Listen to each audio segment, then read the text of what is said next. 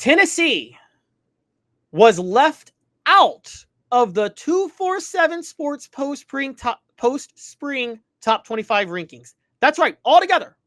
Last week, they came down at number 21 in Andy Staples' On 3 post-spring top 25 rankings, but they are out of the top 25 altogether in the 247 Sports post-spring top 25 rankings. Okay? On the other hand,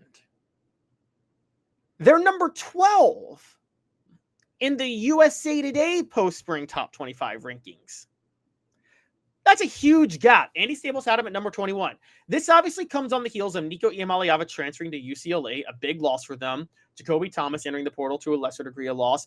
And then also landing Joey Aguilar, probably not the quarterback they desire. Well, not the quarterback they didn't desire after Nico Iamaleava left, but not the guy they expected to have starting for the year. So this all comes down to Nico. That's where all the questions are coming in. But they are left out of the post-spring top 25 rankings by 247 Sports. And they are number 12 in the USA Today post-spring top 25 rankings. There are 1, 2, 3, 4, 5, 6, 7, 8, 9, 10, 11, 12, 13. There are 14 teams that are ahead of them in the post-spring top 25 rankings by 247 Sports, but are behind them in the USA Today rankings. We're going to play hot or cold and address all 14 of those teams individually, and then ask if Tennessee deserves to be behind all 5, 6, 7, 8, 9, all 11 teams that are ahead of them in both rankings and the Andy Staples ranking. So the hot or cold game is going to be this. Which teams ahead of Tennessee in the post-spring top 25 of 247 Sports and behind them in the USA Today post-spring top 25 should actually be ahead of Tennessee? And we're going to say hot or cold. Are you hot on them being ahead of Tennessee or cold on them being ahead of Tennessee based on what happened in the post-spring top 25 rankings and what happened with Nico Iamaleava transferring away from Tennessee? I'm also going to ask you this. Given the huge range, I'm going to ask a tough question for you guys. Given the huge range of rankings for Tennessee, I'm going to ask, what is a more accurate ranking post-spring for Tennessee if you had to pick? And I'm going to say top 10 or outside the top 25. If you guys had to pick top 10 or outside the top 25, what is a more accurate ranking? Okay, so let's dive in. Hot or cold? Again, Tennessee outside of the post-spring 247 Sports top 25. They are number 12 in the USA Today top 25. They were number 21 in Andy Staples top 25. So the gap is USA Today versus 247 Sports. And between them, there are 14 teams that were behind them in the USA Today post-spring top 25 and ahead of them in the 247 Sports post-spring top 25. We're going to go down through all of them now and ask which ones belong ahead of Tennessee. First off, Florida, the Gators, Billy Napier's program that we all laughed at last year and thought he was done before we had a strong finish to the season. Okay. I apologize to you guys up front. That's hot.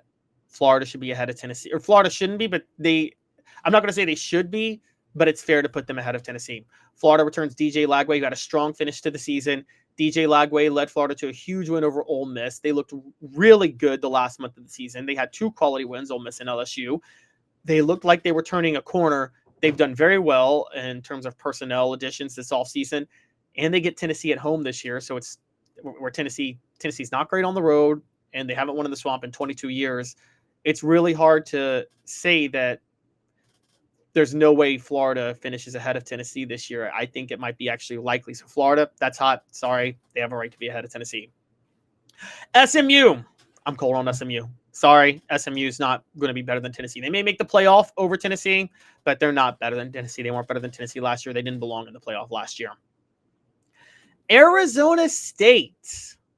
Again, cold. They got into the college football playoff by default last year. I'm not high on them. I don't think the Big 12 is just that good. So Arizona State, I'm cold. They shouldn't be ahead of Tennessee. Michigan, cold again. Sharon Moore, I don't know if you guys saw, suspended for 2 games already. Michigan, there's no way they should be below Tennessee, even with everything that happened. The way Michigan finished last year, I get they beat Ohio State. That's a different type of animal than every other game they play, though. So no, Michigan should not be ahead of Tennessee. Texas Tech. Cold. They're Texas Tech. They are building a decent program down there. No, they should not be ahead of Tennessee.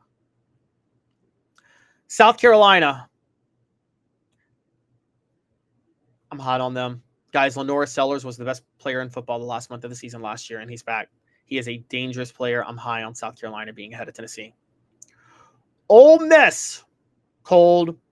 I know a lot of people want to be hot on Ole Miss, but the truth be told, guys, Ole Miss is replacing their quarterback, and Lane Kiffin in Ole Miss, he's built a culture there that makes them susceptible to drop really bad losses during the year because they put all their energy into getting certain wins for headlines. So I'm cold on Ole Miss. Iowa State. Now, this is an intriguing one. Matt Campbell has a good Iowa State football program, but sorry, I'm cold on them. I told you I'm not a believer in the Big 12. They had a strong season last year. Matt Campbell's had a very hard time maintaining things at Iowa State, so I'm cold on them. They're going to be below Tennessee. Kansas State, again, cold on them.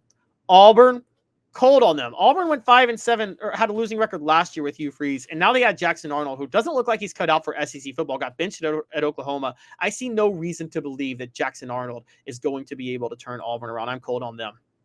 BYU, again, Big 12 ball. I'm cold on BYU. Texas A&M. I'm hot on Texas A&M. They could absolutely be better than Tennessee. I know that sounds crazy to say, guys, but Texas A&M, I believe in Mike Elko as a coach. I think he's building a great program there. I've always liked the idea of having a Harvard guy or an Ivy League guy who knows football to be your head coach, and an actual Ivy League guy who academically was qualified for Ivy League, because then they're smart. And just being smart allows you opportunities to lap football coaches. So I believe Mike Elko is building something great at Texas A&M.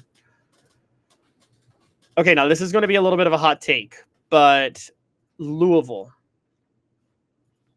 I know Jeff Brom almost was hired at Tennessee, and I understand the belief that they got by on a bit of an easy schedule last year, but I'm still actually high on Louisville. I think that what they did last year in the Sun Bowl was impressive. Now, funny enough, they should have had, it's funny, Harrison Bailey transferred to Florida. I thought he'd be the starting quarterback at Louisville this year. But I still think Louisville's going to be fine. They have a lot of talent. Jeff Brom is a quarterback guru, and he is dealing with a lot more of a smooth transition than Josh Heupel is. So I think Jeff Brom could absolutely have Louisville ahead of Tennessee next year. Oklahoma, I am cold on. I don't think they're going to be ahead of Tennessee. I think Brent Venables has lost control of that program already, and I think it's only going to get worse. He doesn't know what he's doing with the offense. I am cold on Oklahoma. Hot or cold, brought to you by City Heating and Air, 50 years in East Tennessee. Integrity matters. www.cityheatandAir.com. Hi, Mike Davis here with City Heating and Air, reminding you to always dare to compare. Our team provides quality local heating and air service, installation, and maintenance across East Tennessee. We use only the best equipment like American Standard heating and air conditioning for your residential, new construction, or commercial needs. Honesty, dependability, and customer satisfaction have been the cornerstones of our business since 1961. City Heat and Air. Dare to compare.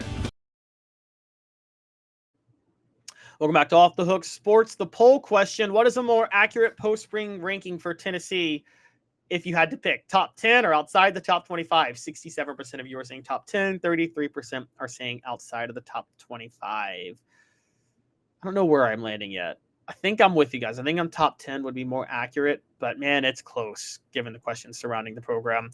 Now, the final part of hot or cold is this: the schools that are ahead of Tennessee in every ranking.